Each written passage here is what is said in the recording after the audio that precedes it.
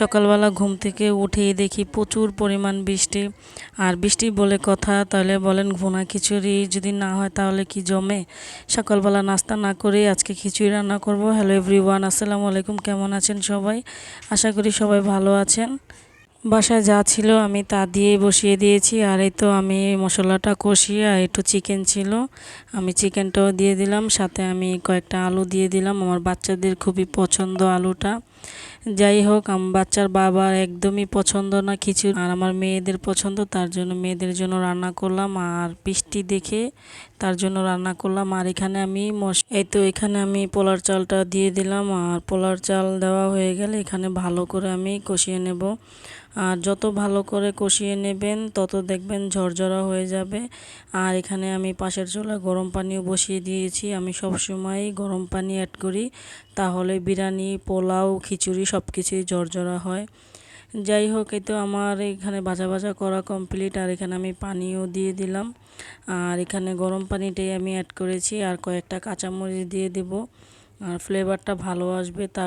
আজকে বেশি কিছু রান্না করব না, শুধু বেগুন ভাজা, ডিম ভাজা আর হচ্ছে ভুনা খিচুড়ি, এইটাই রান্না করব।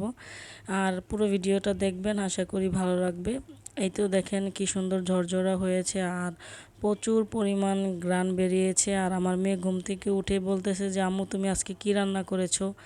আমি নাস্তা আর বানাইনি, আর ওদের খিচুড়ি রান্না করে দিলাম। আর আমার মেয়ের খুবই বেগুন ভাজাও পছন্দ, তার জন্য আমি ডিমটাও ভেজে নিচ্ছি। আর এখানে বেগুন আজকে ভাজবো, বেগুনটা ওদের পছন্দ মতোই ভাজতেছি। ওরা পছন্দ করে যা তাই আমি রান্না করার চেষ্টা করি, কেন বাচ্চাদেরই খাবার ওরাই খায়, তার জন্য ওদের জন্য আর কি চিন্তা ভাবনা করে রান্না করা লাগে। ওরা তো ছোট, এখনও অনেক ছোট, তার জন্য যা রান্না করি ওদেরকে জিজ্ঞেস করে রান্না করি কোনটা খাবা আজকে। যাই হোক, এই তো আমার বেগুনটা ভাজা শেষ, আর আমি এখানে সব কিছুই রেডি করে নিলাম। আর এখানে ডিমও আমি ভেজে ফেলেছি। আর এখানে আমি এখন খাবার টেবিলে নিয়ে আসছি, যে আমার ছোট মেয়ে আর মেজো মেয়ে উঠে গেছে, ওরা আজকে খাবে। ওদের জন্য আজকে ঝাল কম দিয়েছি, কিন্তু জন্য ওরা একটু ঝাল কম খায়। যাই হোক, তারপরে যতটুকু ঝাল দিয়েছি ওরা খেতে পারবে আলহামদুলিল্লাহ। এদেরকে ঝাল খাওয়াটা আমি অভ্যাস করে ফেলেছি ছোটোবেলা থেকে। যাই হোক, এই তো আমার খিচুড়ির ফাইনাল লুক দেখেন, কত লোভনীয় হয়েছে। আর এই বৃষ্টির মধ্যে যদি খাওয়া যায় আসলেও ভালো লাগে। আর আমার ভিডিওটা যদি ভালো লেগে থাকে লাইক, কমেন্ট, শেয়ার করে দিবেন। যারা ফলো দিয়েছেন অসংখ্য ধন্যবাদ তাদেরকে, যারা দেননি নতুন নতুন ভিডিও দেখার জন্য ফলো দিয়ে রাখবেন।